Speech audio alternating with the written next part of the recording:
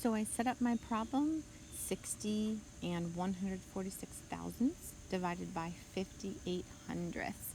I know I am not allowed to leave 58 hundredths as a decimal. I have to turn it into a whole number.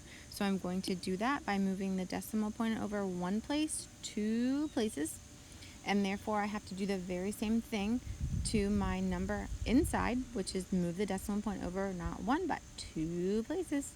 So I'm going to rewrite this division problem with my new dividend and my new divisor. So no longer do I have 60 and 146 thousandths.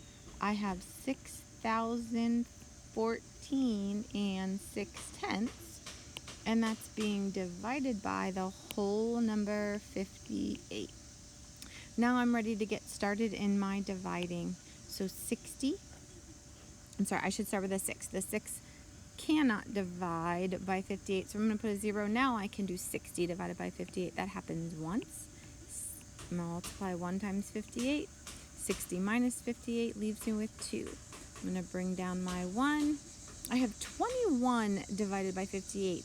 That cannot happen. 58 goes 0 times into 21. 0 times 58 is 0. When I do my subtraction, I have that 21 again, but now I'm ready to bring down since I just subtracted. So I'm dividing 214 divided by 58, and that goes 3 times. And 3 times 58 is 174.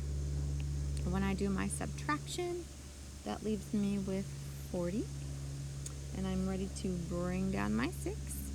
So now I have 406 divided by 58, and that happens 7 times. And 7 times 58 is 406.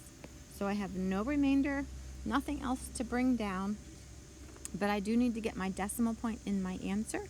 And since I moved it, it's over here and it's going to go straight on up.